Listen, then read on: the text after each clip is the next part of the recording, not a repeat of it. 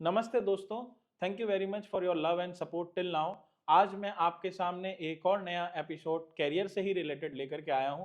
तो आप अपना प्यार और रिस्पेक्ट इसी तरह से बनाए रखें ताकि मुझे और मोटिवेशन मिलता रहे, और मेरे चैनल को इसी तरह से शेयर करें, सब्सक्राइब करें, लाइक करें। तो आपका ज़्यादा समय ना लेते हुए, और सबसे पहले तो मैं धन्यवाद दूंगा हमारे गेस्ट को, अनुरुद्ध जी, जो कि एक एविएशन इंडस्ट्री से जुड़े हुए हैं, और सर एक बहुत ही गुणी पायलट हैं। तो आप समझ ही गए होंगे कि मैं आज आप जिस इंडस्ट्री की बात करने वाला हूं वो है एविएशन इंडस्ट्री, और उसमें स्पेसिफिक आप पायलट कैसे बन सकते हैं। तो सर का सफर, और सर इस इंडस्ट्री से रिलेटेड हमारे को चीजें बताएंगे। तो thank you Anirudh sir for joining us today It and was giving your precious times. it over to you was sir, please. it was my pleasure to giving up this time. And if I'm getting this opportunity to share my experience and if I can motivate the youth accordingly, it will be my pleasure to do that. Great sir, पहुंचा सके तो शुरुआत करते हुए ठीक है। Sir मैं जानना चाहूंगा आपने पायलट बनने का अनुभव कैसे लिया। तो मेरी स्टोरी स्टार्ट होती है 2010 में। तो 2010 में पहले मैंने सोचा था कि टीवी पे एक सीरियल आता था। आई थिंक विक्रम कोचर करके कुछ एयरफोर्स का एक सीरियल आता था, तो वहाँ से मैंने मिग सिखोई देखना स्टार्ट करे। थोड़ा बहुत उसके बारे में गूगल करना स्टार्ट किया कि एरोप्लेन्स कैसे उड़ते हैं, कैसे होते हैं। तो वहाँ से थोड़ा थोड़ा इंटरेस्ट जागना स्टार्ट किया।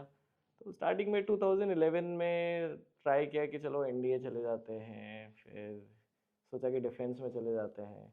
बट अगेन कि अब जिस सराउंडिंग्स में हम थे उस वक्त, तो ऐसा कोई एक्सपोजर भी नहीं था, तो कुछ समझ भी नहीं आ रहा था कि कहाँ जाने जाए, हम स्टार्ट कहाँ करें, कोचिंग कहाँ से ले, स्टार्टिंग कहाँ से करें। धीरे धीरे चलते चलते जर्नी में ऐसा हुआ कि एक कोई फ्रेंड टकराया कहीं से, और कहीं एक अखबार में ऐड पढ़ लिया था हमने कि आप कमर्शियल पायलट लाइसेंस 6 महीने में आ सकता है। अरे वाह, तो मैंने कहा यार ये तो देखना पड़ेगा कि ये क्या क्या चीज़ है। चीज, सही बात। तो उसके बारे में फिर मैंने गूगल सर्च किया, सब कुछ उसकी पूरी डिटेल्स निकाली कि कैसे लाइसेंस है, क्या पेपर है। अगेन आफ्टर 12th फिर मेरे पास दो ऑप्शंस थे कि मैं भी बीटेक या ग्रेजुएशन में चला जाता या फिर मैं पायलट बन जाता। उस वक्त मेरे दिमाग में ये था कि यार बीटेक या computer science, particularly as a person जो मैं हूँ, मुझे लगा मेरे से नहीं हो पाएगा। अच्छा। I was searching for something skillful job okay. जिसमें स्किल्स यूज़ हो। एंड मैं वैसे भी स्पोर्ट्समैन था, तो मुझे था कि एक हैंड आई कोऑर्डिनेशन वाली कोई चीज़ मिल जाए तो maybe I will perform better in that field. So वहाँ से एक जर्नी स्टार्ट हुई पायलट बनने की। तो काफ़ी सर्च करने के बाद समझ में आया कि एक कमर्शियल पायलट लाइसेंस होता है। उसमें ये होता है कि अपना जो डीजीसी होते हैं उसके 5 से 6 पेपर्स होते हैं। तो सबसे पहले तो हमने सोचा कि यार अपन चलो पहले पेपर्स क्लियर कर लेते हैं। यही बात हमने घर वालों को बताया कि भाई कमर्शियल पायलट बनना है। तो उनके पास भी सेम रिव्यू था कि यार कोई हमारे पास एक्सपोजर है नहीं इसके बारे में, तो अब कैसे पता चला है। तो पता चलते चलते पता चला कि यार दिल्ली में इसमें कोई एक ट्यूशन देता है कि अपने को 6 पेपर्स कर लो, फिर उसके बाद आप अपनी फ्लाइंग स्टार्ट कर सकते हो। तो मैंने सोचा बेस्ट पार्ट ये है कि पहले एक बार अपन पेपर्स कर लेते हैं, फिर अपन फ्लाइंग स्टार्ट करते हैं। फिर पता चला कि इसका एक मेडिकल्स भी होते हैं। तो इसके दो टाइप के मेडिकल्स होते हैं, क्लास 2 मेडिकल और class 1 medical. So class 2 medical कराने गए तो उसमें भी काफ़ी स्ट्रिक्ट होता है हर चीज़ का। आपका काफ़ी रिव्यूज़ होते हैं, पूरी बॉडी के सारे चेकअप्स होते हैं, आपकी कलर ब्लाइंडनेस का चेकअप होता है ना। आई थिंक काफ़ी आपके काफ़ी उसके क्लॉज होते हैं। क्लास 2 आप पास करते हो तो आप क्लास 1 मेडिकल पे जाते हो।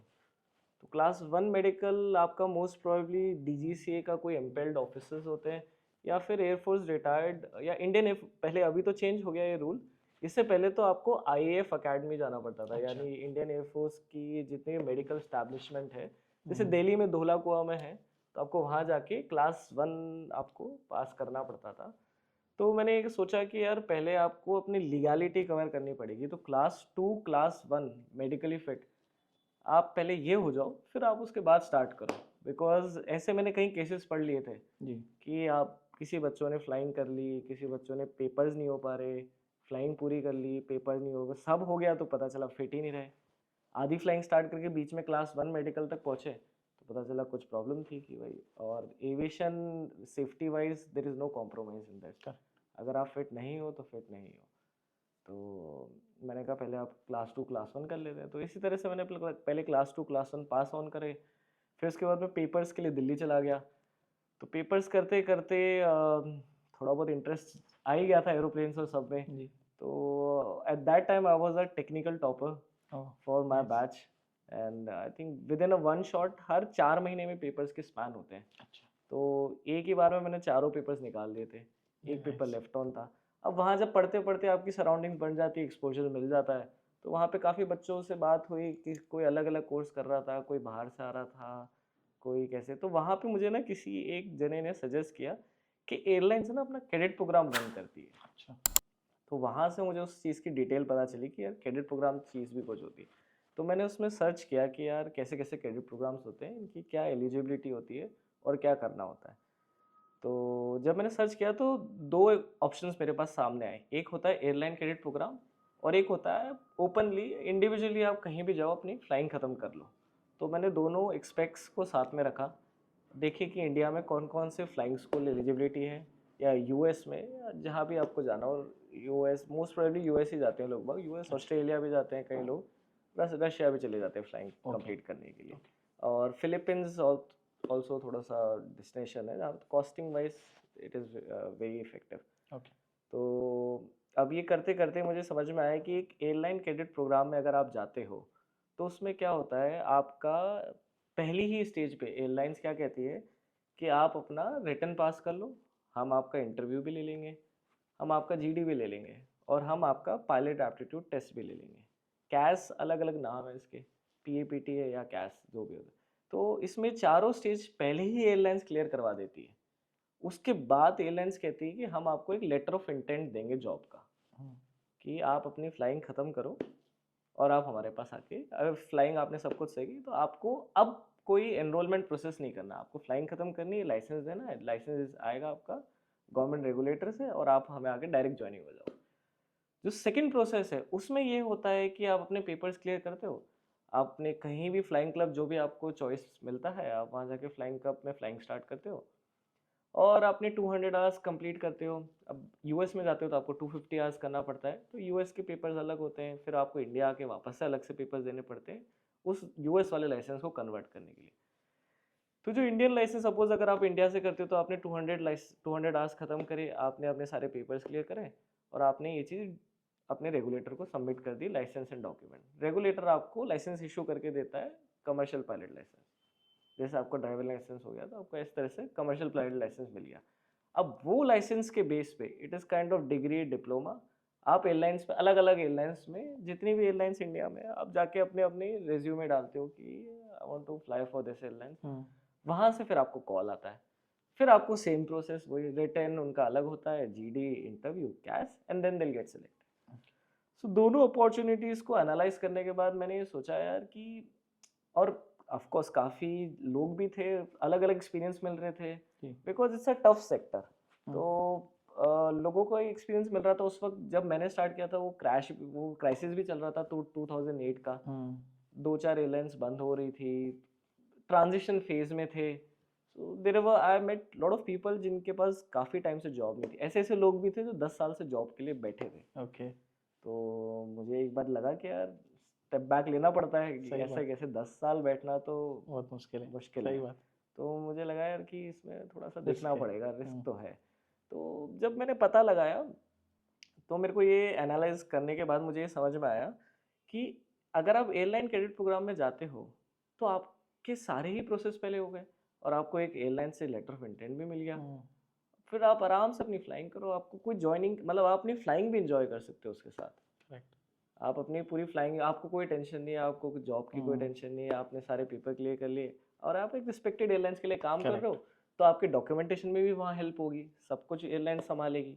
कुछ प्रॉब्लम भी आएगी तो एयरलाइंस इंटरफेयर भी करेगी। ऑब्वियसली, और बेस्ट पार्ट ये है, किसी एक पर्टिकुलर एयरलाइंस को ज्वाइन करना है तो एयरलाइंस अपनी स्टैंडर्ड ऑपरेटिंग प्रोसीजर्स भी उस फ्लाइंग क्लब को बता देती है हुँ, कि ये वाला जो कैडेट आ रहा है, आप इसको हमारे स्टैंडर्ड ऑपरेटिंग प्रोसीजर्स से इसको फ्लाइंग सिखाओ। हुँ, सो एयरलाइंस के लिए भी वो अच्छा है जी, और एज अ कैडेट तो आई अच्छा है ही। प्लस एक बेनिफिट उसके साथ ये है, आपको एक छोटा सा कुछ अमाउंट का स्टाइफंड भी स्टार्ट कर नाइस, देती है एयरलाइन। हाँ, तो आपको वो एक फील गुड फैक्टर भी स्टार्ट हो जाता है कि हाँ करेक्ट, एक्चुअली आपकी जॉब लग सी गई है और बाकी प्रोसेस स्मूथ रहेगा। करेक्ट, और जो सेकंड प्रोसेस रहता है उसमें ये रहता है कि सब कुछ अच्छा है, बट अगेन जॉब गारंटी आपके पास या जॉब लगना या जॉब अश्योरेंस या कुछ भी नहीं है आपके पास। आप बेसिकली 200 आवर्स सीपीएल लाइसेंस करके बैठ गए। अब उसमें जो प्रॉब्लम्स है उसके ड्रॉबैक्स ये हैं कि सपोज जैसा मैंने बोला था कि ट्रांजिशन फेज चल रहा था जी 2008 से 2013-14 तक, तो उसमें ये प्रॉब्लम है कि चलो आप एलिजिबिलिटी तो हो गई, बट अगर एयरलाइंस ने वैकेंसी ही नहीं निकाली तो आप अप्लाई कहाँ करोगे? ऑब्वियसली। तो उसमें ये होता है, अब उस टाइम होता था कि साल में 2 साल में वैकेंसी आ रही है तो 2 साल तो आप बैठे हुए हो, फिर क्या करोगे? आपके पास ऑब्वियसली। कोई ऑप्शन ही नहीं है। अब दोनों एक्सपेक्ट कंपेयर करने के बाद थर्ड एक्सपेक्ट इसका ये बैठता है कि how much money is involve. अब तीसरा अगेन एनालिसिस करना पड़ेगा कि हाउ मच मनी दोनों साइड इन्वॉल्व है। सपोज अगर आपको क्रेडिट प्रोग्राम में जाना है, सो क्रेडिट प्रोग्राम अगर आप अपना स्टार्ट करते हो तो ये थोड़ा सा आपको कॉस्टली पड़ जाता है। जो नॉर्मल फ्लाइंग क्लब है वो आपको थोड़ा सा कम पड़ेगा। ऑलमोस्ट आप मानो, if I take a rough figure, yes. आपको पूरी ट्रेनिंग कंप्लीट करते करते 20-22 लाख का डिफरेंस आ जाता है ओके। ओवरऑल दोनों में। ओवरऑल में। वो थोड़ा सा चीप पड़ता है, तो इसलिए पीपल अट्रैक्ट ओवर देयर कि यार थोड़ा सस्ता पड़ जाए, बिकॉज उसके पास उसमें बेस्ट पार्ट ये है कि आपके ऑप्शंस है फ्लाइंग करने के। भाई मैं इससे भी फ्लाइंग कर सकता हूँ, इसमें भी कर सकता हूँ, बट एयरलाइंस का अगर आप क्रेडिट प्रोग्राम जा रहे हो तो वो डेडिकेटेड कोई फ्लाइंग क्लब को उन्होंने चॉइस कर करेक्ट रखा है। करेक्ट। और थोड़ा सा कॉस्टली इसलिए भी है क्योंकि एयरलाइंस फिर उधर के इंस्ट्रक्टर्स भी ट्रेन करती है, उनको अपनी स्टैंडर्ड प्रोसीजर्स भी सिखाते हैं, तो वो ट्रेनिंग की कॉस्टिंग बढ़ जाती है। तो I think it is okay. Correct. और वो शायद आई थिंक एक तरह से वो कॉर्पोरेट में जैसे इंटर्नशिप प्रोग्राम होता है, हाँ, इंटर्नशिप पीओ टाइप का जो बच्चों को दिया जाता है कॉलेजेस के, करेक्ट करेक्ट। कि अगर आपने जहाँ से 6 महीने लास्ट हाँ सेमेस्टर हाँ में जो 6 महीने का प्रोग्राम है गवर्नमेंट के द्वारा, तो उसमें जिस कंपनी में ज्वाइन किया आपने, वो एज अ इंटर्न जैसे ही आपका मार्क्स कंप्लीट हुआ तो और आपने 6 महीने का परफॉर्मेंस आपका अच्छा रहा तो वो आपको एज अ पीओ ऑलरेडी मिला हुआ रहता है, तो आप एज अ फुल टाइम उसी कंपनी में वापस करेक्ट कन्वर्ट हो जाते हो। करेक्ट। और यहाँ पे ये है कि आपको अपने रिस्क पे थोड़ा सा ढूंढना पड़ता है, हाँ मार्केट एनालिसिस करनी पड़ती है। करेक्ट हाँ, कॉस्ट इफेक्टिव है क्योंकि वो जो एयरलाइंस चूज करके दे रही है, क्योंकि उसमें उनके एविएशन के भी चीजें इन्वॉल्व हैं, हो सकता है वो नए इक्विपमेंट्स भी देती हों, बहुत सारी चीजें देती होंगी वो अपनी तरफ से, और जैसा आप बोल रहे हैं हो सकता है वो अपने ट्रेंड पायलट भेजती होंगी, बिल्कुल तो उसकी बिल्कुल। कॉस्टिंग वो एविएशन को देती होंगी या वो एजेंसी उनसे लेता होगा, करेक्ट। तो इसलिए वहां पे थोड़ा हाँ एक्सपेंसिव है। बट दोनों ही पे कैंडिडेट पे डिपेंड करते हैं वो कौन सा करेक्ट। चूज करना चाहता है। अगर थोड़ा सा अगर आप एक्सपेंसिव मोड में जाना चाहते हो और अगर अफोर्ड कर सकते हो तो better, first option is more better than the हाँ सेकंड आप वन, क्रेडिट टू प्रोग्राम में बीइंग चले इन जाओ। द करंट सिनेरियो की बहुत ज्यादा जॉब सिक्योरिटी के लोग बच्चे आज के जो जनरेशन है वो थोड़ा सा जॉब सिक्योरिटी पे ज्यादा ध्यान दे रहे हैं, तो उस फेस में first one is the better option. हाँ, तो अगर आपका कौन सा था सर? अगर फाइनेंशियली कोई प्रॉब्लम नहीं है तो मैं भी यही सजेस्ट करता हूँ कि आप क्रेडिट प्रोग्राम में चले जाओ। अगर फाइनेंशियली थोड़ी बहुत प्रॉब्लम है तो आप दूसरा ऑप्शन ऑप्ट कर सकते हो। उसमें आपके पास एक और लग्जरी आ जाती है कि सपोज एक सर्टेन एयरलाइंस है, एक सर्टेन एयरलाइंस के पास सर्टेन एयरक्राफ्ट है। अब एयरक्राफ्ट जो बेसिकली चल रहे हैं मेजर एयरलाइंस के पास, दो कंपनीज हैं इसमें, या तो एयरबस या तो बोइंग, ओके। है ना। अब उसका भी अलग अलग प्रेफरेंस होता है, किसी को बोइंग अच्छा लग जाता है, किसी को एयरबस पसंद आ जाता है। तो अब जब आप ओपन करते हो तो आपके पास एन नंबर ऑफ एयरलाइंस के ऑप्शन है कि यार मैं इस एयरलाइंस में भी अप्लाई करता हूँ, मुझे बोइंग उड़ाना है मैं बोइंग वाली एयरलाइंस में कर देता हूँ, मुझे एयरबस उड़ाना ही नहीं है तो मैं एयरबस वाली एयरलाइंस में क्यों करूँ। करेक्ट। तो ये ऑप्शन भी मिल जाता है आपको। बट अगेन सेम, अगर हमारे दिमाग में है कि सिर्फ जॉब ही पानी है या जॉब सिक्योरिटी ही इज आवर अल्टीमेट गोल, तो बेटर ऑप्शन है आप क्रेडिट में चले जाओ। फाइनेंशियली थोड़ा सा हिट करता है, बट अगेन अगर आप दोनों चीज़ों को कंपेयर करते हो तो वहाँ पे वेटिंग पीरियड जीरो है आपका, ऑलमोस्ट ऑलमोस्ट जीरो है। यहाँ पे आपका वेटिंग पीरियड हो सकता है आपको एकदम मिल जाए, हो सकता है आपने कंप्लीट किया आपको वैकेंसी मिल जाए, हो सकता है नहीं भी मिले, हो सकता है 2 साल बाद आए, हो करेक्ट सकता है 3 साल करेक्ट बाद आए, करेक्ट तो अनसर्टेनिटी बनी रहती है। करेक्ट। थोड़ा सा आपको अगर स्ट्रीमलाइन जाना है तो प्रेफरेंस इज क्रेडिट प्रोग्राम। और आज के टाइम में तो इतना एक्सपोजर आ गया क्रेडिट प्रोग्राम में कि इंटरनेशनली ग्लोबल एयरलाइंस जो काफ़ी रेपुटेटेड एयरलाइंस है, they have started international credit programme. So ऐसा ही नहीं कि आपको इंडियन एयरलाइंस में ही जाना है, अब बाहर की एयरलाइंस ने भी ओपन कर दिया है कि any nationality can come and join their airlines. Okay. So वो एक आपको अच्छी अपॉर्चुनिटी तो मिल रही इसी है। से सर उभरता हुआ एक क्वेश्चन है, जैसे अभी आप बता भी रहे थे कि जैसे यूएस और जो अदर कंट्रीज के आपने नाम लिए कि वहाँ पे इवन आप वहाँ पे 50 घंटे ज़्यादा करके आए हो फिर भी आपको इंडिया में आके वापस से टेस्ट देना पड़ रहा है, तो कोई ऐसा प्रोसीजर या ऐसा कोई टेस्ट है जो दोनों कंट्रीज में कॉमन चलता हो? नहीं नहीं, ये प्रोसीजर ऐसा नहीं होता। तो रेगुलेटर अलग अलग लाइसेंस इशू करता है। अगर आप यूएस से फ्लाइंग कर रहे हो तो यूएस के कुछ पेपर्स होते हैं, पहले आपको वो क्लियर करने थे, फिर आपको यूएस का एक लाइसेंस मिलता है। अब यूएस का लाइसेंस है वो इंडिया में वैलिड नहीं है। उस लाइसेंस को वैलिड करने के लिए आपको सर्टेन इंडिया के पेपर्स देने पड़ते हैं। जैसे अब अगर आप इंडिया से करते हो तो 5 या 6 पेपर्स होते हैं। जब यूएस से करके आओगे तो आपको 2 या 3 पेपर देने पड़ेंगे, सिर्फ क्योंकि कन्वर्जन करना है। और बची कुछ थोड़ी बहुत फ्लाइंग भी करनी पड़ती है उसके साथ लेटर ऑन स्टेज पे, to get that license convert, और आपको इंडियन लाइसेंस इशू हो जाएगा। ओके, तो before we get into the career aspect and the phases, मैं आपसे जानना चाहूंगा सर कि जैसे अभी जो आपका 25 साल का ऑलमोस्ट कैरियर कंप्लीट हो चुका है और अभी रनिंग में 13 है। साल का। हाँ 13 साल, सॉरी। हाँ। तो इस 13 साल में सर आपने शुरुआत कहाँ से करी थी और अभी करंट में आप किस डेजिग्नेशन पे हैं? अच्छा, तो मैंने भी सेम एयरलाइन कैडेट प्रोग्राम, एक प्रेस्टिजियस एयरलाइंस का कैडेट प्रोग्राम के लिए अप्लाई किया। इसके लिए एक चीज़ और बेटर पार्ट ये हो गया, जब आप है ना घर पे डिस्कशन करते हो इस बारे में, तो सपोज अगर आपको फ्लाइंग करनी है तो आप है ना उस टाइम पे 10 साल पहले या 12 साल पहले आप जब बात करते हो एक मिडिल क्लास फैमिली से या किसी से, तो आप बोलते हो कि यार इस फ्लाइंग क्लब, इस प्रोसेस में आपके 70 लाख तक स्पेंड हो जाएंगे। तो वहाँ पे है ना, इवन आपके अगर घर वाले हैं या आपके जो भी सपोर्टिव है, जी, वो भी एक बार बोलते हैं कि यार एक बार सोच लो। हाँ, बैकफुट, कि है ना, सही बात। स्पेंडिंग 70 lakhs, और फिर उसके बाद जो आसपास की आपके एक्सपोजर दिख रहे हैं कि 10-10 साल भी जॉब नहीं है। जॉब लग गई उसके बाद तो सब अच्छा ही हाँ, है, ऑब्वियसली, पर हाँ, जॉब नहीं लगी जब तक आप वो 70 lakhs का रीपे कैसे करोगे। करेक्ट। सो वो भी आपको देखना पड़ता है। तो इसीलिए भी एक रीज़न था कि यार आप इससे बेटर है कि आप क्रेडिट प्रोग्राम में चले जाओ। आपको कंपनी लेटर ऑफ इंटेंट भी दे रही है, ठीक है, 70 लग रहे हैं, 70 लग रहे हैं, 80 लग रहे हैं, 90 भी लग रहे हैं, बट आपके पास जॉब सिक्योरिटी है। करेक्ट। और आजकल शायद गवर्नमेंट वो और जो गवर्नमेंट बैंक्स हैं वो लोन देते हैं कि आपके जॉब लगने के बाद आप उसको चुका सकते हो। आई थिंक हाँ, गवर्नमेंट के कुछ प्रोग्राम भी चल रहे हैं इन्हीं चीज़ों को देखते हुए, जो नई नई इंडस्ट्रीज आ रही हैं उसमें थोड़ा और ज़्यादा गवर्नमेंट छूट दे रही है आपको लोन से रिलेटेड, क्योंकि जानती है, समझती है कि हर आदमी डायरेक्ट पे नहीं कर सकता, और मोस्टली एजुकेशन लोन तो आजकल 95% लोग लेते ही हैं, ताकि वो अपने आप को सिक्योर भी मानते हैं उस चीज़ से, और थोड़ा सा एक हेल्पिंग हैंड भी हो जाता है, तो वो लोड नहीं आता है क्योंकि गवर्नमेंट की उसमें फैसिलिटीज रहती हैं, तो आपको इमीडिएट उसको चुकाना नहीं पड़ता है। उसमें क्लॉज रहता है कि जब तक सामने वाला बंदा नौकरी नहीं लगेगा, जब तक उसको रीपेमेंट का फोर्स नहीं किया जाएगा, और उसको लेकिन पेमेंट नहीं रोका जाएगा उसका, और उसको रीपेमेंट के लिए जगह टाइम दिया जाएगा कि भैया तू नौकरी लग जा उसके बाद कर ले। राइट। तो सर जैसे आपने बताया कि 13 साल में अभी आप शायद कैप्टन फेज पे हैं, तो इसमें शुरुआत कैसे होती है सर? अच्छा, तो शुरुआत ऐसे होती है जब आप कोई भी एक फ्लाइंग क्लब ज्वाइन करते हो, तो आप अपने पहले 5-6 पेपर्स है वो फ्लाइंग स्टार्ट करते हो। फिर उसके आप पास है ना, आप अलग अलग छोटे प्रोपेलर सिंगल इंजन एयरक्राफ्ट होते हैं, उस पर आपकी ट्रेनिंग स्टार्ट होती है। तो अब इस पे कैसे कॉस्ट इफेक्टिव होता है, अलग अलग एयरक्राफ्ट है। सपोज अगर आपने इस ट्रेनिंग अपनी डायमंड्स, देर आर, ये जैसे एयरबस और बोइंग होते हैं, ऐसे सिंगल इंजन प्रोपेलर्स इंजन के भी कंपनी मैन्युफैक्चरर्स होते हैं। तो जैसे मैंने स्टार्ट करी थी डायमंड्स पे, तो ये होते हैं DA-40, DA-42। ओके। ये एयरक्राफ्ट होते हैं ग्लास कॉकपिट।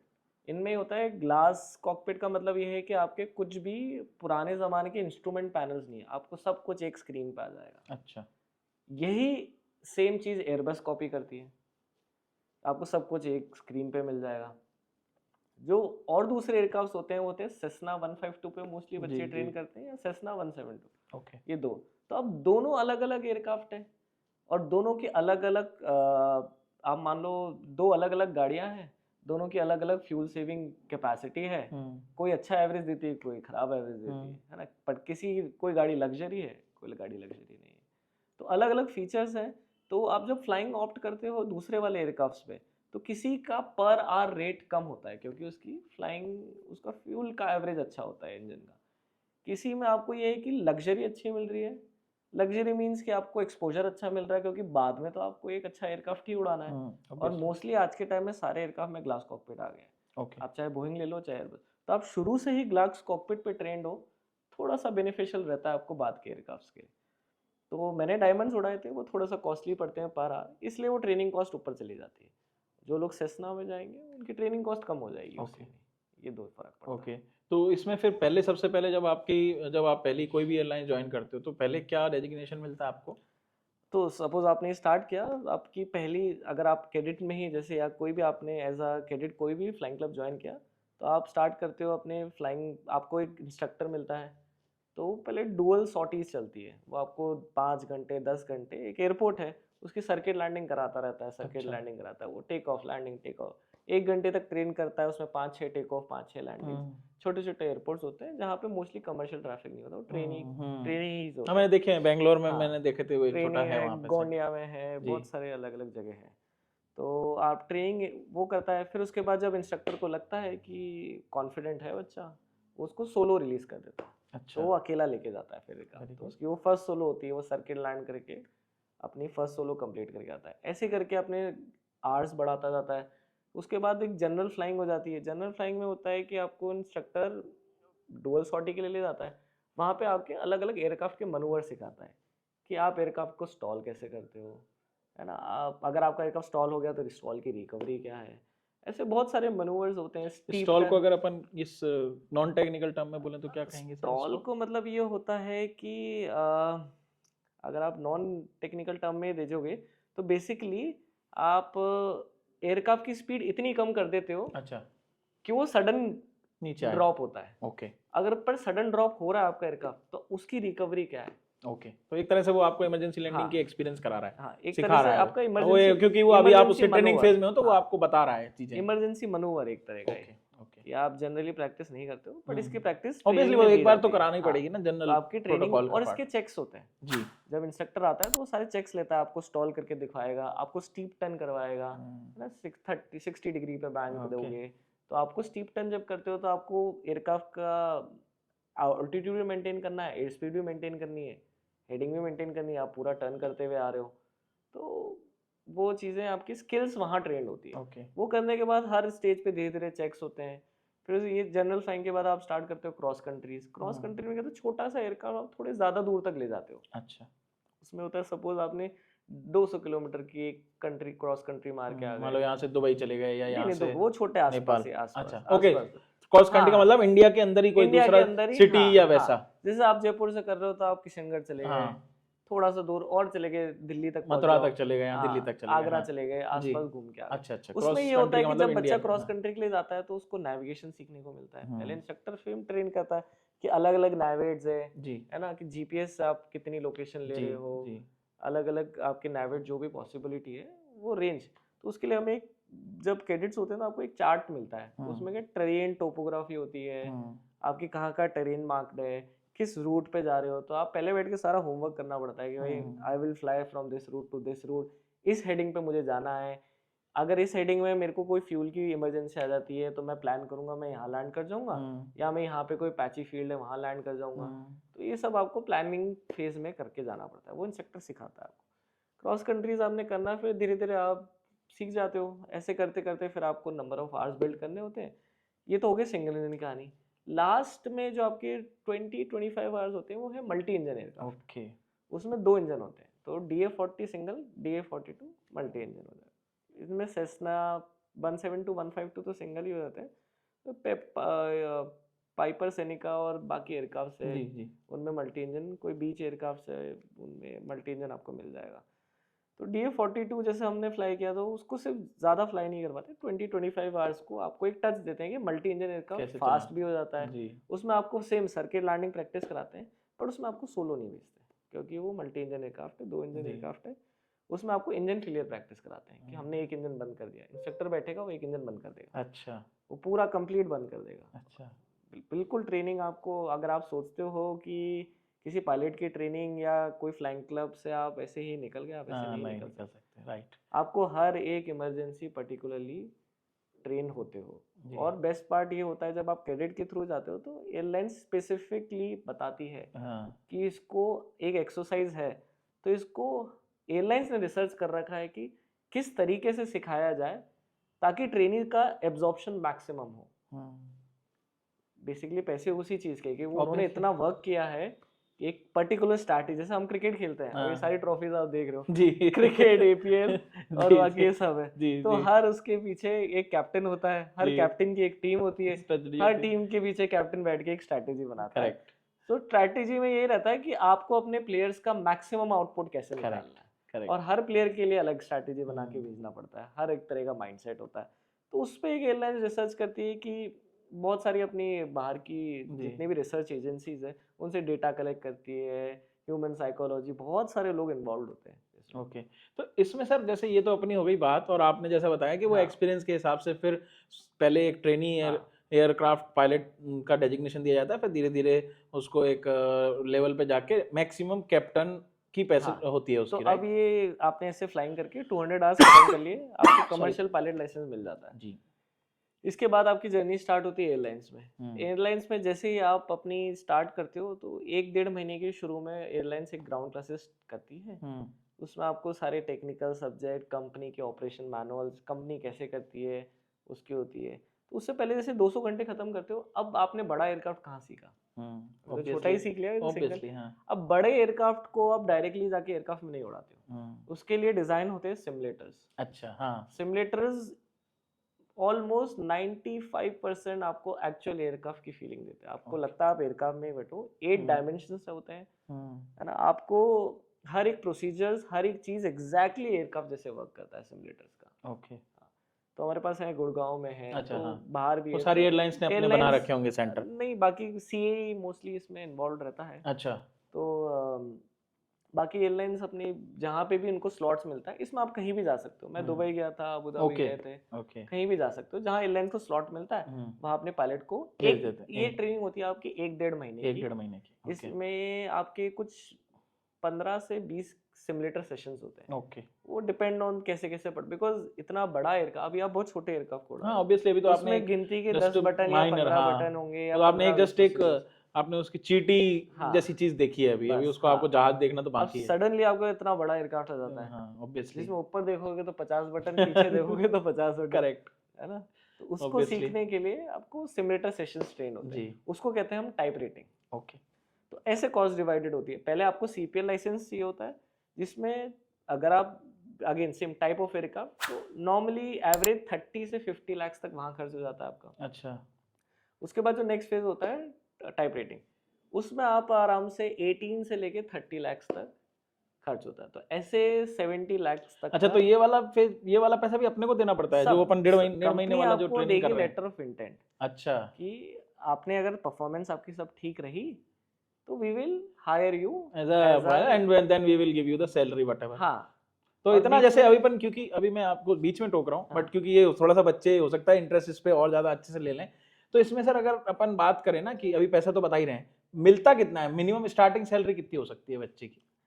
अगर आपको देखो, ये सब एयरलाइंस के कॉन्ट्रैक्ट हाँ, डिसाइड होते बट एक जनरल रफ फिगर। जनरल आप मान लो कि अगर आप एज अ जेएफओ ज्वाइन कर रहे हो किसी भी कंपनी को, तो 1.5-2 लाख रुपए इन हैंड आ तो जाते बच्चों हैं। 2 लाख रुपए कम से कम महीने की तनख्वाह भी होगी आपकी, अगर 70 लाख लगा रहे हो। मैं सर को कंटिन्यू करूंगा, कई बार बच्चे बिल्कुल। सोचने लग जाए अरे यार 70 लाख लग रहे हैं, मिलेगा क्या?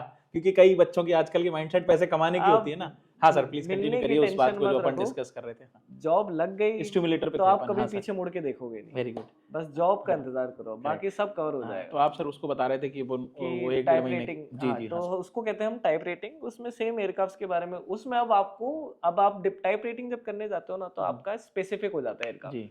या तो आप एयरबस के लिए टाइप रेटिंग करोगे, या तो ओके। आप बोइंग के लिए करोगे। ओके। एक बार में एक ही जहाज उड़ा सकते हो, अंडरस्टूड। या तो एयरबस उड़ा सकते हो या बोइंग उड़ा सकते हो। हम्म। अब एयरबस में भी अलग अलग टाइप के एयरक्राफ्ट होते हैं, जैसे 319, 320, 321, ये होते हैं नैरो बॉडी एयरक्राफ्ट। ओके। और उसके बाद आते हैं wide body aircraft. Wide body यानी कि हमें बड़ी फ्लाइट करनी है, लंदन जाना है, न्यूयॉर्क जाना है, यूएस जाना है, उसके लिए बड़े एयरक्राफ्ट चाहिए। वहां से चालू होते हैं 330, 350, 380 तक चले जाते हैं। तो ये डिपेंड करता है कौन सी कंपनी ज्वाइन कर रहे हो और उस कंपनी के पास कौन से एयरक्राफ्ट। ठीक है। ये सिर्फ इस पे डिपेंड करता है, इस पे कोई आपकी कैपेबिलिटी पे डिपेंड नहीं करता, कोई कहीं असेसमेंट पे डिपेंड नहीं करता।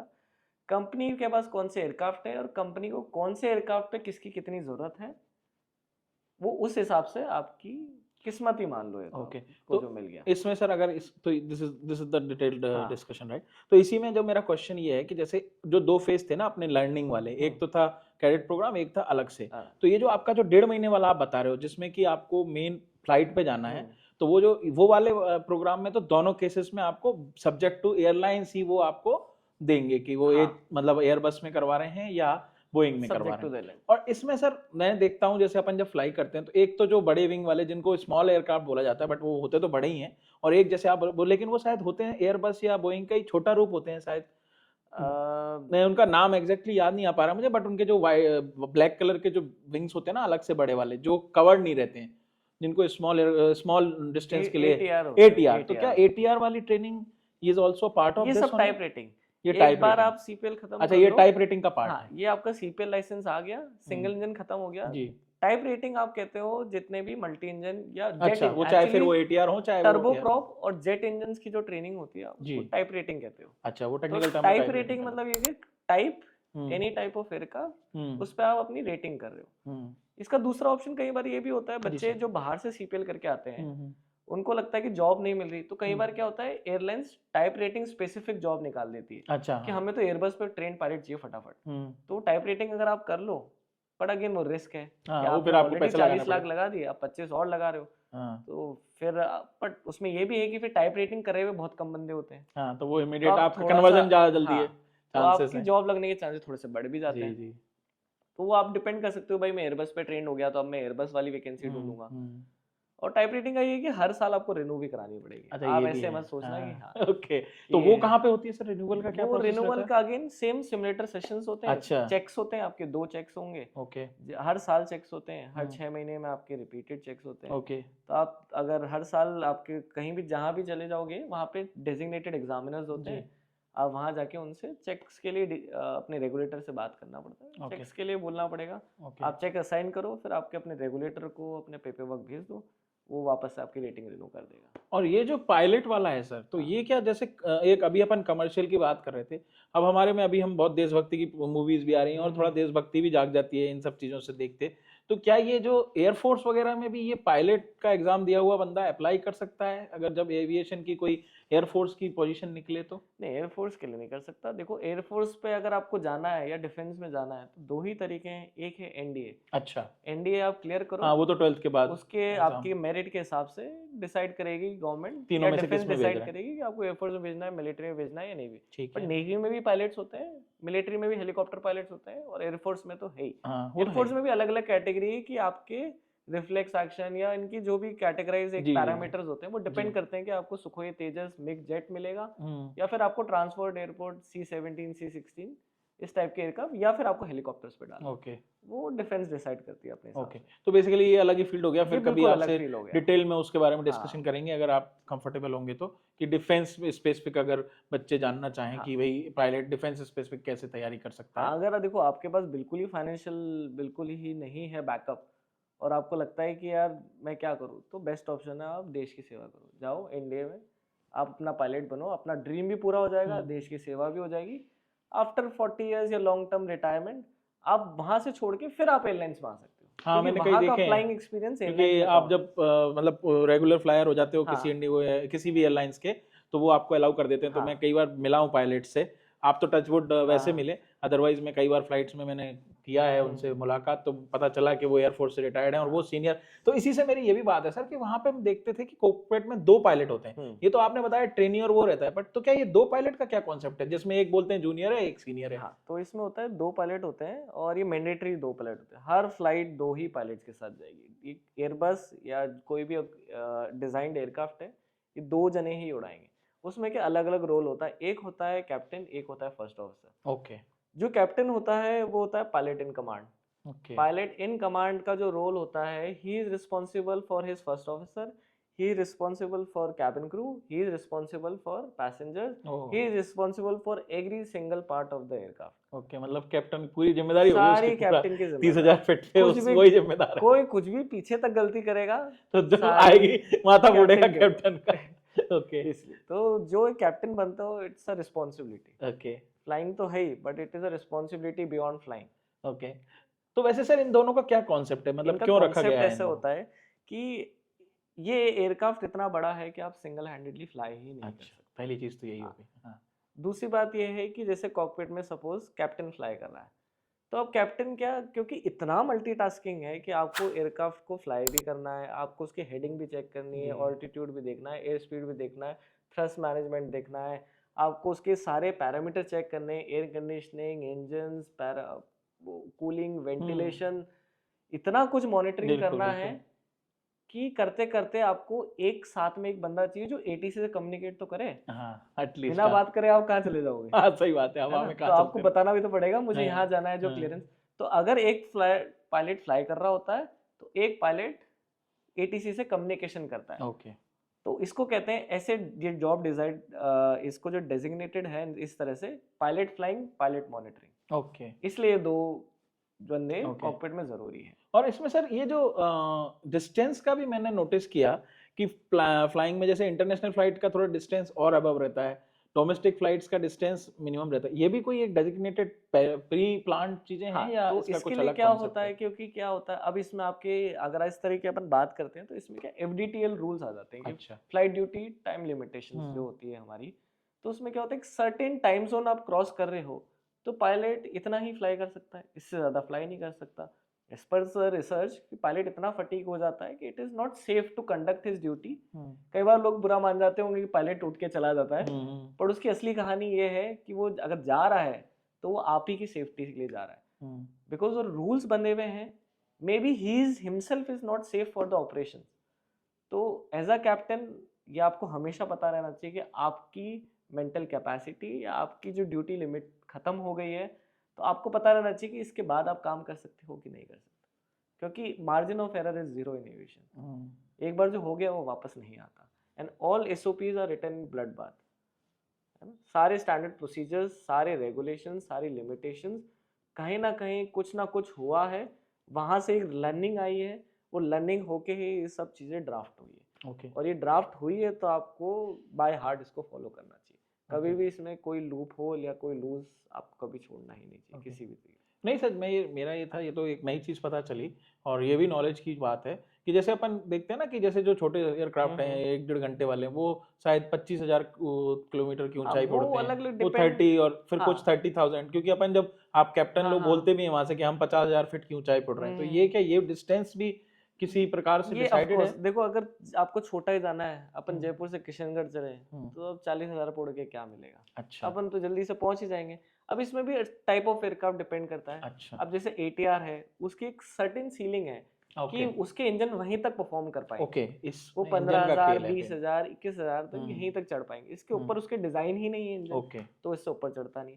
एयरबस की सर्विस सीलिंग 39,800 तक, 40,000 तक चली जाती है। ओके इसके ऊपर एयरक्राफ्ट कहता है एयरक्राफ्ट नहीं परफॉर्म करेगा, आपके इंजन में वो थ्रस्ट ही नहीं आएगी, ओके या बाकी जो मॉनिटरिंग पैरामीटर्स है वो डिले हो ओके, तो बेसिकली ये हाँ एक पैरामीटर का पार्ट है, हाँ, ना कि कोई एयर स्पेसिफिक कंपनी का पार्ट है, लाइक बोइंग या एयरबस से उसका कोई वो भी लेना है। देना और नहीं है। डिस्टेंस के वाइज भी आपको, ओके जब आपको जाना ही शॉर्ट रूट पे तो आप ओके इतना ऊपर चढ़ के क्या ओके करोगे, बिकॉज आपको उतरना भी तो पड़ेगा। हम्म तो वो कंपनी फिर अलग अलग प्लान करती है कि उनकी फ्यूल कैपेसिटी, क्योंकि क्लाइंब करने में फ्यूल बहुत लगता है, और जितना ऊपर जाओगे उतनी थिन एयर हो जाती है, उतना फ्यूल एफिशिएंट हो जाता है एयरक्राफ्ट, ओके वो भी एक रोल है।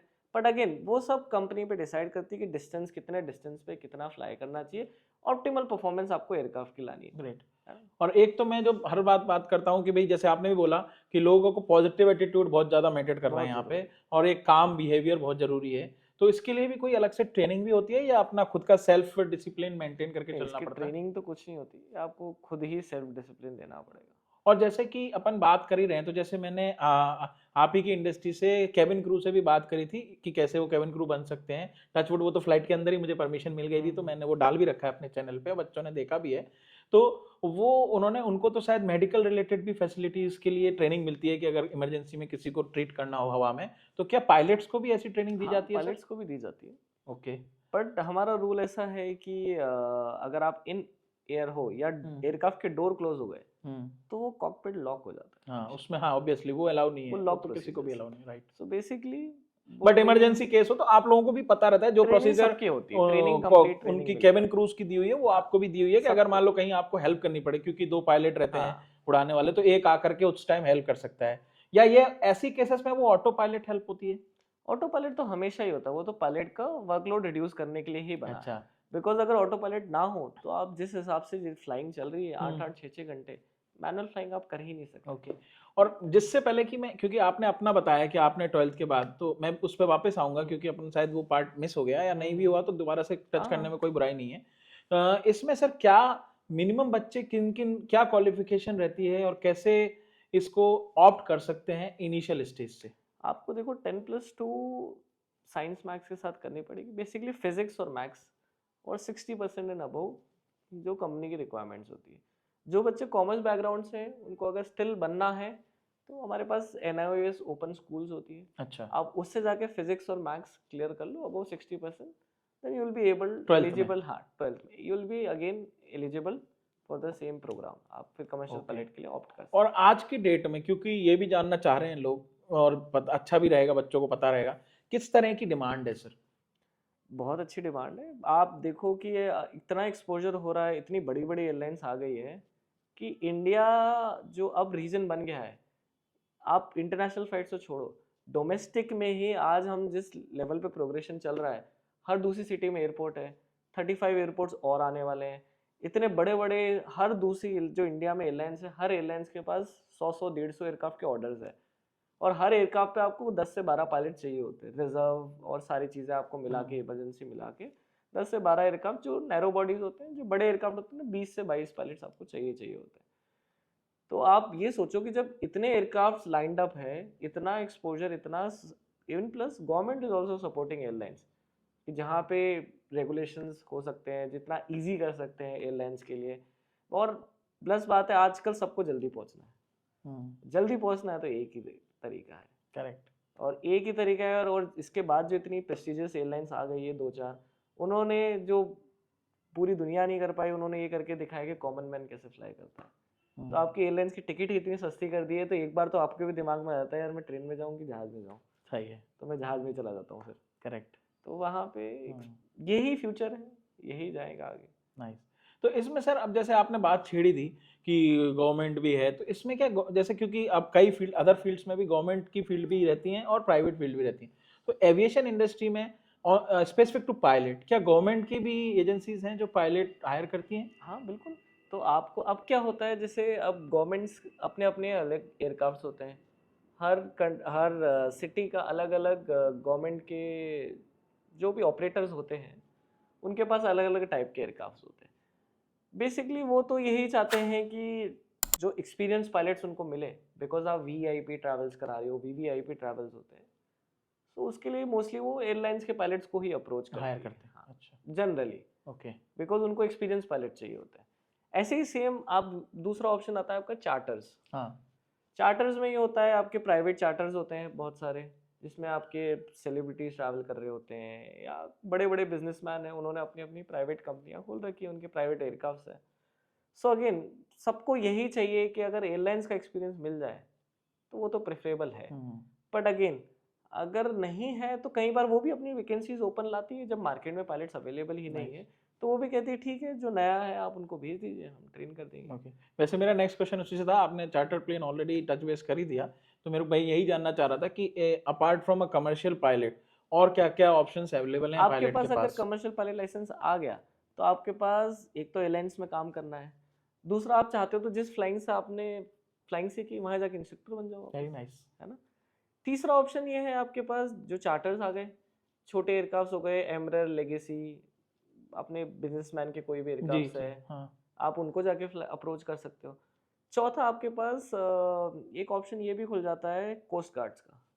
ओके। कोस्ट गार्ड जो होते हैं आपके जो भी आपके एक तो डिफेंस होते हैं, एक हाँ, नेवी वो होती है, समुद्र उसके की, बाद हाँ। एक कोस्ट गार्ड्स होते हैं अच्छा। जो आपकी ऑल बॉर्डर्स पैरामीटर्स का हाँ, ध्यान रखते हैं। ध्यान रखते हैं। ओके। तो आप सीपीएल लेके कोस्ट गार्ड्स के लिए भी अप्लाई कर सकते ओह नाइस। तो ये एक तरह से आपने देश की सेवा का पार्ट हो हैं। गया हाँ कि आप बिल्कुल। उसकी सीमाओं का हाँ सीमा सुरक्षा के जो बिल्कुल। वो हेलीकॉप्टर्स तो वगैरह जो रन हाँ, तो करते हैं। उससे आपको ये होता है, उनके पास भी प्रोपेलर इंजन एयरक्राफ्ट होते हैं, ओके। टर्बो प्रॉप एयरक्राफ्ट होते हैं, तो उससे कि आपको अगर आपने कोस्ट गार्ड ज्वाइन किया आपको एक अच्छा एक्सपीरियंस मिल जाएगा, देश की सेवा मिल जाएगी, जी। आपको एयरलाइन जल्दी ले लेगी। ओके। एयरलाइंस को चाहिए जितना एक्सपीरियंस पायलट मिल सके, बिकॉज एक अच्छा पायलट, एक एक्सपीरियंस पायलट ट्रेन करने के लिए एयरलाइंस के करोड़ों खर्च हो जाते हैं। बिल्कुल।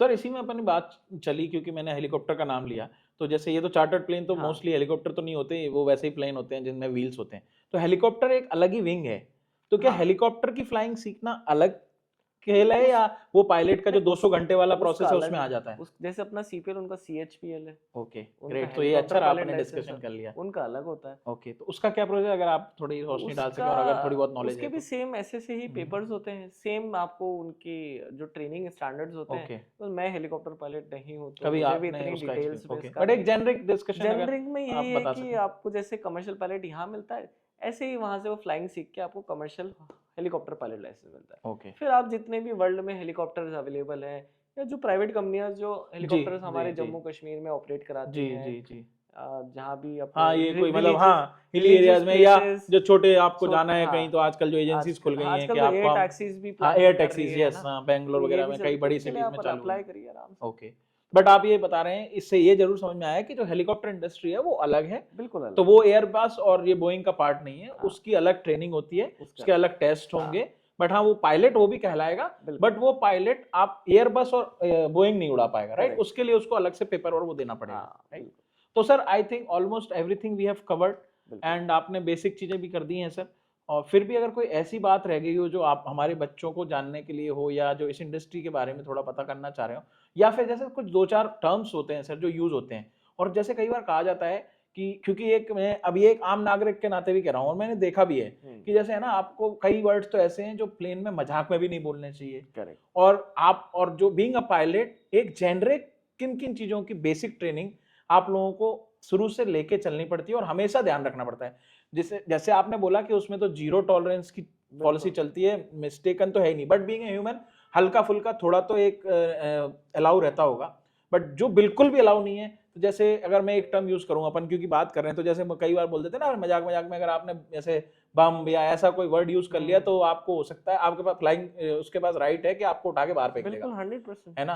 तो ऐसे कोई वर्ड्स जो आप बताना चाहें कि जैसे ऐसे तो खैर जैसे मिड डे वगैरह हम बहुत सुन रहे थे अभी हाँ हाँ। जेनरिक वे में, तो ये क्या चीज है सर? ये क्यों पायलट को इस तरह की ट्रेनिंग, और आपने बताया भी कि वो जो गिरने की और उठने हाँ की हाँ ट्रेनिंग हाँ। देते हैं, तो ऐसे कुछ वर्ड्स जो जनरल टर्म में हमारे नॉलेज के लिए भी अच्छे हैं, कुछ अगर आप बताना चाहें एविएशन इंडस्ट्री देखो से जो रिलेटेड। अपन बात कर रहे थे जैसे मेडे और ऐसे वर्ड्स होते हैं पैन पैन, ये एक्चुअली नॉर्मल बेसिकली ये this is something for the pilot and only the air traffic controller will understand ठीक कि है, what is the type of emergency happened in the aircraft. Okay, तो ये certain एक coding आप मान लो कि एक कोडिंग है, एक कोड आप बोल रहे हो, जैसे ही आपने वो कोड बोला तो जो एयर ट्रैफिक कंट्रोलर है उसको समझ में आ गया कि इस एयरक्राफ्ट में इस सर्टेन लेवल की इमरजेंसीज हुई है, तो मैं अपनी बैकअप टीम रेडी करूं कि मुझे फायर फाइटिंग सर्विसेज बुलानी है, किस कैटेगरी की बुलानी है, कौन कौन सी टीम वो करनी है ना। तो ये एक एटीसी और एक पायलट की कम्युनिकेशन होती है। तो अगर आप नॉर्मल पैसेंजर हो तो आप ना तो तो नॉर्मल पैसेंजर के यूजफुल नाते है। किन वर्ड्स को, क्योंकि मजाक में भी यूज ना हाँ, करें, क्योंकि खुद की ऐसे सेफ्टी के लिए। ऐसे बहुत सारे वर्ड्स है जैसे आपने करा, बॉम्ब है, हाईजैक है, एक पिक्चर के भी सीन है हाँ वही मैं कह रहा हूँ, उसी से ही। हाईजैक। हाँ So hi, there was a Jack traveling on the aircraft. हाँ One of his friends say hi Jack. हाँ, So again, it could be a dangerous हाँ थिंग, अगर आप अगर और मजाक में भी अगर नहीं हाँ करोगे। तो हो सकता So है वो आपकी बात भी ना और सुने और आप आपको सीधा ही, हाँ और बिना वो बोले, यही आप एयरपोर्ट पे भी ना यूज करें, यही आप जहाज पे भी ना यूज करें। आपने बाकी कैबिन क्रू से पता करा ही होगा, उन्होंने बताया होगा कि अपने पास 3 टाइप के रूली अनरूली पैसेंजर्स होते हैं, अलग अलग कैटेगराइज होते हैं, तो वो आपको अनरूली डिक्लेयर करके आपको ऑफलोड कर देंगे। ओके, और मतलब वो वेट विल बी इस दौरान आपसे बात भी नहीं करेंगे, वो कुछ भी नहीं कुछ भी नहीं करेंगे, सुनेंगे, उनको वेरी इतना राइट स्ट्रिक्ट। है कि वो आपको सीधा इट बाहर, is very strict very and strict. Government will take heavy penalize action. ये हो गए, या फिर लोग बाग मजाक में कर देते हैं कि मेरी फ्लाइट छूटने वाली है तो बॉम्ब शब्द का इस्तेमाल कर देता हूँ कि फ्लाइट डिले हो जाएगी, but it is a heavily pain. आप मतलब सपने में भी नहीं सोच सकते कि उसके बाद आपकी लाइफ क्या हो जाएगी। और एक सर, जबकि अपन क्योंकि ये भी नॉलेज वाली बात है, आजकल क्या है कि जैसे वैसे तो अलाउड होता है प्लेन वगैरह में भी, आप बना सकते हो अगर आप किसी को स्पेसिफिक फोकस नहीं कर रहे हो, लेकिन कोई ऐसे रूल्स हैं कि जैसे जहाँ पे तो बिल्कुल भी अलाउ नहीं है आप वीडियो वगैरह बनाना? मैं अब बिल्कुल मेरे को आप एग्जैक्ट याद आ कोई गया। भी इंडिया में कोई भी डिफेंस एयरफील्ड पे लैंड कर रहे हो, आपको स्ट्रिक्टली प्रोहिबिटेड है। एक अनाउंसमेंट चलता है, उसमें अच्छा, बताया जाता है कि आप एक डिफेंस एयरफील्ड पे लैंड करने वाले हैं, सपोज पुणे लैंड कर रहे हैं, तो आपको वहाँ पे फोटोग्राफी प्रोहिबिटेड है। अगर आप पकड़े गए, आपके फोन और आप दोनों कॉन्फिस्केट हो जाओगे और दोनों मैटर डिफेंस संभालेगा फिर, अच्छा, बिकॉज हमारे डिफेंस की भी सर्टेन लिमिटेशंस है। उन्होंने उस हिसाब से वो नहीं चाहते कि बाकी दुनिया को पता लगे। और एक और जो नॉलेज की चीज है वो भी, क्योंकि वो हालांकि ये सब्जेक्टिव होता है और अभी तक के जो भी रिसर्च हुए हैं उसमें बोला है कि ऐसा जरूरी नहीं है कि जैसे जो नेट का, क्योंकि आजकल की तो फ्लाइट इस लेवल पे आ गई है कि वो इंटरनेट प्रोवाइड कराने लग गई फ्लाइट के अंदर, तो वो, but just for your knowledge, क्योंकि लोगों को क्या है वो क्यूरियोसिटी रहती है, जैसे स्पेशली जो फर्स्ट टाइम ट्रेवलर होते हैं और उनको विंडो सीट मिल गई, तो जब फ्लाइट लैंड करती है और जब फ्लाइट वो आपकी क्या बोलते हैं टेक ऑफ करती है, उस दौरान जैसे कई बार बोला जाता है कि या तो उसको फ्लाइट मोड पे रखें या एटलीस्ट अवॉइड ही करें फोन यूज करना, जैसे वीडियो बनाना जो अपन, तो क्या ये सच में उसका कहीं इंजन पे इफेक्ट पड़ता है? Because being a technical person and experienced, और ये हम क्योंकि पब्लिक तक पहुंचाना चाहते हैं, एक मैसेज भी है एक तरह से, not only the educational message but awareness message, क्योंकि मैं इसमें अवेयरनेस वीडियोस भी बनाता हूं, तो ये दोनों बातें को सिद्ध कर देगा। तो सर अगर आप अपने एक्सपीरियंस से बताना चाहें कि ये एक रूल वाइज जस्ट एक प्रिकॉशनरी मेजर के लिए बोला जाता है, बट ये अगर फॉलो करें तो बहुत अच्छा है, लेकिन अगर किसी को बहुत क्यूरियोसिटी है तो इसमें कोई इतना डरने वाली बात नहीं है। देखो, जैसे मैंने हमेशा बताया गया है कि एविएशन में कोई भी रूल लाया गया है, that is after any blood bath happen, है ना, कुछ ना कुछ हुआ है, उससे एक रूल बनाया गया है, उस रूल को अगर जब तक आप फॉलो करोगे सब कुछ सही चलता रहेगा। इसलिए ही हमारे स्टैंडर्ड ऑपरेटिंग प्रोसीजर, इसलिए एविएशन में there is zero tolerance about anything. जो भी आपको वहाँ बोला जा रहा है, जो भी आपको रूल बताए जा रहे हैं, वो कुछ भी मजाक नहीं है, वो सब कुछ लगभग हो चुका है पहले और बहुत हेवी कॉन्सिक्वेंसेस हो चुके हैं। उसको बचाने के लिए ही सर्टेन पैरामीटर डिजाइन है। तो आप जब मोबाइल, इतने सारे मोबाइल्स हैं, इन सबकी इलेक्ट्रोमैग्नेटिक वेव्स है ना, आप, क्योंकि हमारे क्या है, अगर आप एयरक्राफ्ट टेक ऑफ लैंडिंग कर रहे हो तो एक हमारा वो इंस्ट्रूमेंट लैंडिंग सिस्टम होता है, वो सब इन वेव्स पे ही, फ्रीक्वेंसीज पे, वेव्स पे, इन्हीं पे काम करता है, नेविगेशनल। तो अगर आप इतने सारी वेव्स आ रही है तो कोई वेव्स कोई फ्रीक्वेंसी पे अगर मैच कर गई तो पूरा सिस्टम खराब कर देती है।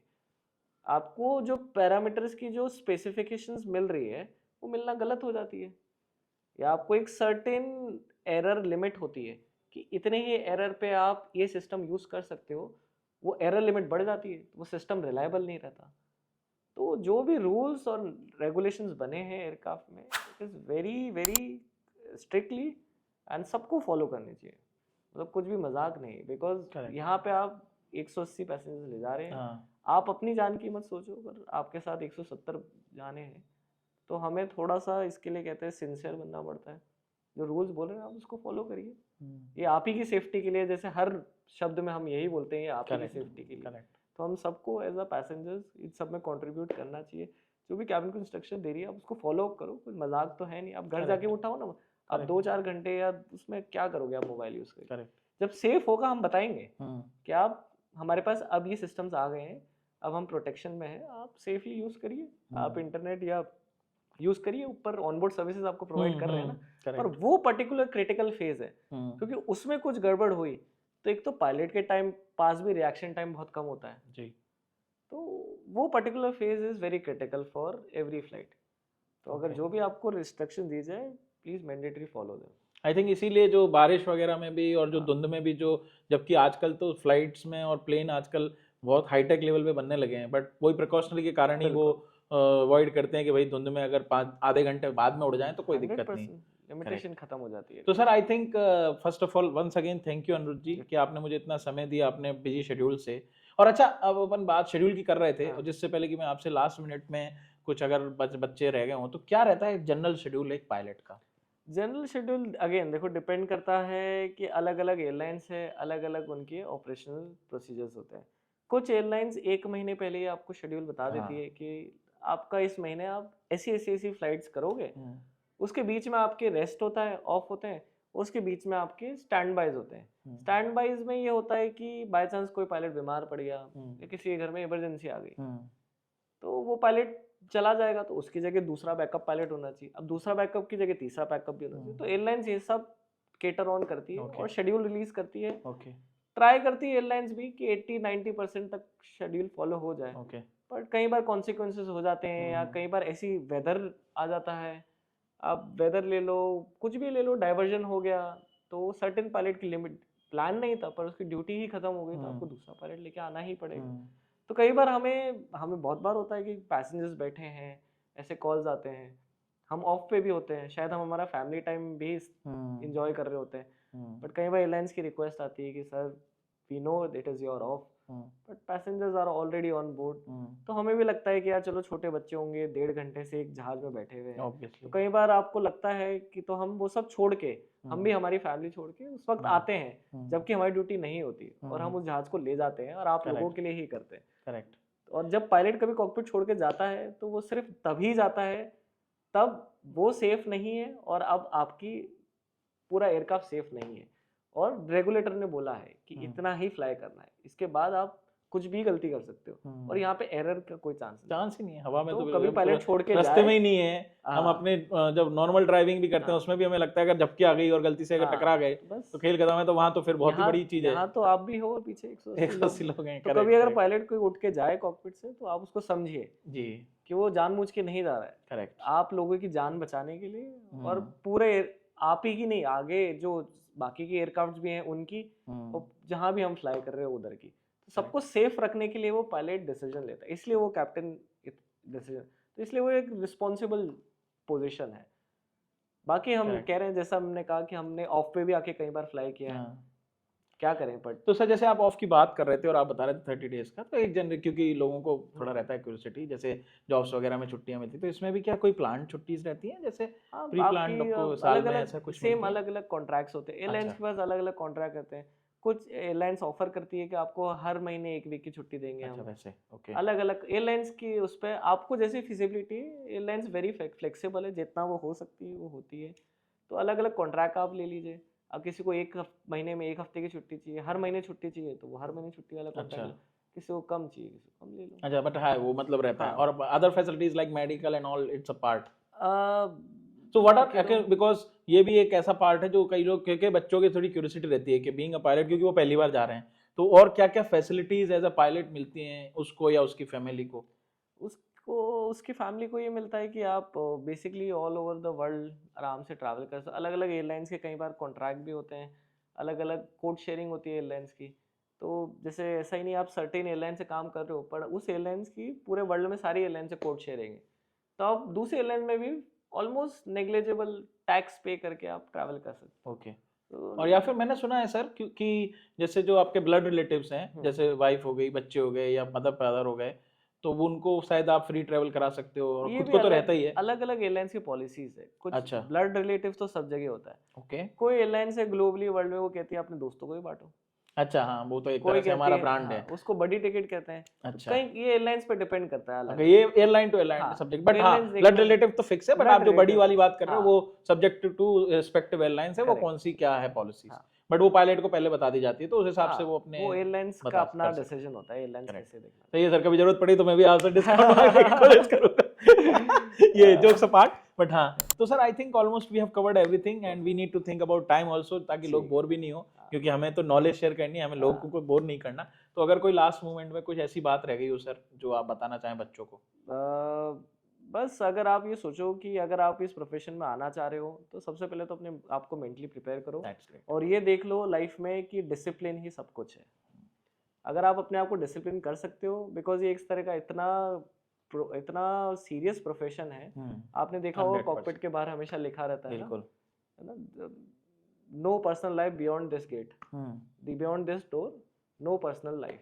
तो जब आप उस सर्टेन कॉकपिट में जा रहे हो, तो आपके घर में चाहे कुछ भी हो, आप वो नहीं ले सकते। Flying is a serious profession, correct, and treated very seriously. अगर आप इस तरह का मेंटल स्ट्रेस या आप हैंडल कर सकते हो, अपने आप को लगते हो आप इतना डिसिप्लिन रख सकते हो, तो आप जरूर आइए। इसमें फिजिकल फिटनेस कितना मैटर करती है? फिजिकल फिटनेस जैसे मैंने कहा, हर साल हमारा चेकअप होता है। अच्छा, हाँ मैं उस पे आपका हर सारे टेस्ट होते हैं, ब्लड टेस्ट, लिवर टेस्ट आपके। तो और आईज वाला जो कलर ब्लाइंडनेस की आप बात कर रहे थे, तो वो भी हर साल चेक होती है सर, या उसका एक टाइम फ्रेम है? उसका अलग अलग, अगेन रेगुलेटर हर बार रूल चेंज कर रहा है। अभी रेगुलेटर ने हर 5 साल में कर दिया, पर जो नॉर्मल आपकी blood profile routine, blood routine वो चेक होता अलग अलग होता है। वो तो शायद हर फ्लाइट में जाने से पहले भी कुछ अल्कोहल वगैरह का तो रहता है, अल्कोहल टेस्ट होता है। अच्छा, वो सारा नहीं होता है? वो सारा नहीं। ब्रेथ एनालाइजर टेस्ट भी अपने इंडिया में मैंडेटरी है, बाकी बाहर आप जाओगे मैंडेटरी नहीं है। ओके, डिपेंड करती है सरप्राइज टेस्ट एयरलाइंस ले। और एक छोटी सी बात सर, शायद वो मिस हो गई, और वो एक एंड का पार्ट भी बन जाएगी, कि इंटरनेशनल फ्लाइट उड़ाना और नेशनल फ्लाइट उड़ाना मतलब सेम ही उसका एविएशन का, या ये पायलट डिसाइडेड होता है, या एक ही पायलट, जैसे आपने कहा था ट्रेनिंग के लिए मैं दुबई भी गया था, वही सेम पायलट दुबई भी ले जा सकता है, यूएस भी ले जा सकता है, या वही पायलट एक स्पेसिफिक दूरी में रहेगा, कंट्री में ही फ्लाई करेगा, ऐसा कुछ अब ऐसा डिसाइडेड? कुछ देखो, ऐसा कोई डोमेस्टिक इंटरनेशनल पायलट कुछ नहीं होता। अच्छा डिपेंड होता है आप कौन से एयरक्राफ्ट पे हो, अच्छा, उस एयरक्राफ्ट की कितनी रेंज है। ओके आप कोई एयरक्राफ्ट 9000 किलोमीटर जा सकता है तो 9000 ही जाएगा, कोई एयरक्राफ्ट ओके 20000 किलोमीटर जा सकता है तो 20000, तो जहाँ जहाँ उसकी रूटिंग होगी एयरलाइन प्लेस कर देगी, ओके। ऐसा होता तो मतलब ऐसा स्पेसिफिक नहीं है। है। हाँ, अब और उस जैसे जी, टाइप हो गया, जैसे ATR हो गया, छोटा एयरक्राफ्ट, ये कंट्री के हम्म, बाहर नहीं जा हाँ सकता, कंट्री के तो बाहर वो नहीं फिर जाएगा। नीचे नीचे फ्लाई कराए। ओके एयरबस है 320 जा सकता है बहुत जगह, अब तो XLRs आ गए, लॉन्ग जी रेंज आ गए, जी यूरोप भी टच कर रहा है, जी गल्फ तो जाता ही है। जी, तो अब वो 320 वाला कल पटना भी लैंड करेगा तो परसों दुबई भी लैंड करेगा। हाँ वो तो उसके 30 डेज में शेड्यूल हाँ, में हो उसके सकता है। जैसा तो एयरलाइंस और को। इसके लिए सर जो वीजा वगैरह, क्योंकि आप किसी अदर कंट्री में जाते हो तो इवन चाहे वो वीजा ऑन अराइवल हो, चाहे वो वीजा आपको पहले से लेके रखना हो, तो इन चीजों का भी ध्यान एविएशन इंडस्ट्री रखती है, या आपको पर्सनली इन इसके चीजों लिए को एक करना पड़ता है? आईकाओ फॉर्मेशन हुआ है, आईकाओ ने जितनी भी कंट्रीज है उनको साथ में लेके चला है, तो वो अंडरस्टैंडिंग है कंट्री में। उसके लिए आपकी जनरल डिक्लेरेशन एक होता है फॉर्म, वो कंपनी उस कंट्री को फॉरवर्ड करती है कि हमारी ये फ्लाइट है, इसमें ये पर्टिकुलर क्रू है, उसका नाम लिख के आता है, पासपोर्ट चेक होता है, आपके अच्छा, कोई वीजाज नहीं लगते सब इसमें, स्टाम्पिंग की कुछ कोई रिक्वायरमेंट स्टाम्प। नहीं रहती, हाँ क्योंकि हाँ वो क्योंकि आपके, हाँ, मेरे को क्योंकि इतना आप तो पता है कि प्रोफेशनल वो ड्यूटी पे आपका, जा रहे हो। हाँ क्योंकि आपका जो ट्रिप वगैरह रहता है वो सब हाँ प्री हाँ, प्लान रहता है, होटल वगैरह भी, फ्लाइट करेक्ट, वगैरह हाँ उनकी कंपनी की तरफ से रहती है, तो आपको अलग से बस हाँ घूमने जाना है, तो वो तो टाइम मिले तो जा बिल्कुल, पाओगे, नहीं तो आपको वापस फ्लाइट ही उड़ानी है। करेक्ट। तो ओके, तो दैट्स ग्रेट, बिकॉज ये भी एक नॉलेज की बात हो गई। कई हाँ, नहीं बच्चे नहीं, सोचेंगे नहीं बिल्कुल। मेरे को पहले मेरे स्टाम्पिंग भी रखनी पड़ेगी, अगर मान लो कल को यूएस भेज दिया यार हाँ, कि नहीं आपको कल उड़ाना है, तो मेरे को ही पहले नहीं यूएस का वो वीजा सब लेके आना पड़ेगा क्या? वीजाज की कहीं जरूरत नहीं ग्रेट, होती, वो that's great. Company travel okay करती नाइस। लास्ट मिनट पे है। उसकी टिप्स बुक्स है काफी, अच्छा काफी है, बुक्स है, ओके तो आपको पढ़, अब आप बात कर लो मेट्रोलॉजी। मेट्रोलॉजी में क्या, आपको इंडियन की क्लाइमेटोलॉजी पता होना चाहिए। अब हाँ क्लाइमेटोलॉजी तो जो चलती हुई आ रही है वही चल रही है ना, करेक्ट कि करेक्ट, साउथ वेस्ट मानसून आ रहा हाँ है, वेदर, ये हाँ जेट स्ट्रीम आ रही करेक्ट है, ये करेक्ट, विंटर है, ये पोस्ट हाँ मानसून है, इसमें टॉर्नेडोज आते हैं, उसमें नहीं आते हैं। तो ये तो आपकी जो चलती हुई आ रही क्लाइमेटोलॉजी, तो वो आपको पढ़नी पड़ेगी, वो उसकी अंडरस्टैंडिंग करनी। हाँ, अगर कोई क्लाइमेटोलॉजी में आफ्टर सर्टेन ईयर्स जो भी आपकी अगर कुछ चेंज आता है तो वो आपको बुक्स में दे देंगे, आपको वही पढ़ के पास करना है, वो वाली चीज़। चलिए, होपफुली आप भी पास करें और बने, और जैसे सर ने मेरे को समय दिया, आज आने वाले टाइम में हो सकता है आप में से ही किसी के साथ मैं बैठूं, और उस टाइम का, क्योंकि ये जो इंडस्ट्री है डेफिनेटली हर इंडस्ट्री डेली, अब जैसे एआई, अच्छा इसमें भी कोई एआई से रिलेटेड कुछ इनोवेशन आए हैं सर, या ऐसे इसका एआई से ऐसे इतना तो कुछ? काफी चालू हुआ है, एयरबस बोइंग चल रहे हैं, अच्छा, बट देखो अभी तो बहुत टाइम। इसमें यही अपन यही बोल सकते हैं, ऑटो पायलट वाला मंडा है वो तो बहुत ऑटो पहले से चल पायलट तो रहा चल है, ही वो एक रहा तरह से यही हो गया है, वही कि वो अपने आप है, चला रहा है, हाँ, आपको थोड़ा हाँ, रिलैक्सेशन दे रहा है, बट इनपुट उसमें भी पायलट, कंट्रोल तो हाँ, आपके पास ही रहता है। उसमें है कि इनपुट पायलट दे रहा है, आउटपुट वो कर रहा है। ओके, हाँ, ग्रेट ग्रेट। तो I think we had a good discussion. तो गाइस आपको भी पसंद आया होगा। तो जैसा मैं हमेशा बोलता हूँ कि एक तो अपना पॉजिटिव एटीट्यूड, और इस पर्टिकुलर फील्ड में माइंड हमेशा हमें शार्प रखना है, पॉजिटिव रखना है, नेगेटिविटी को अवॉइड करना है। आपके आसपास अगर कोई ऐसा बोल रहा है कि यार इतना पैसा क्यों लगा रहे हो, लेकिन अगर आपने दृढ़ निश्चय कर लिया है कि नहीं मुझे तो करना ही है, तो आप, जैसे सर ने बताया, सर को भी समय लगा, सर भी ऐसे बैकग्राउंड से थे जहां पे उनका एविएशन इंडस्ट्री से दूर दूर तक कोई नाता नहीं था, उन्होंने एनडीए ट्राई किया, तो आप भी पहले एनडीए ट्राई कर लेना, तो घर वालों को पता चलेगा कि हाँ भाई एनडीए में गया था बच्चा, नहीं हुआ तो अब ये, लेकिन इसको नॉलेज मिल गई कि मेरे को इसमें जाना है, तो वो आप वहां चले जाना, तो आप भी इसमें सक्सेस पा लोगे। बट आप हमेशा एक चीज ध्यान रखना, फोकस के साथ साथ पॉजिटिव एटीट्यूड, क्योंकि अगर पॉजिटिव एटीट्यूड होगा तो कई बार जो नकारात्मक चीजें होती हैं वो भी सकारात्मक में कन्वर्ट हो जाती है। क्यों अनिरुद्ध सर, सही कहा ना मैंने? तो इसी नोट पे एक बार पुनः मैं अनिरुद्ध सर का धन्यवाद दूंगा। Thank you very much for joining us sir, and thanks for sharing all the valuable inputs. Hope बच्चों को पसंद आएगा, और बच्चों आप भी इसी तरह से मुझे लाइक करें, शेयर करें, सब्सक्राइब करें। Thank you very much, thanks.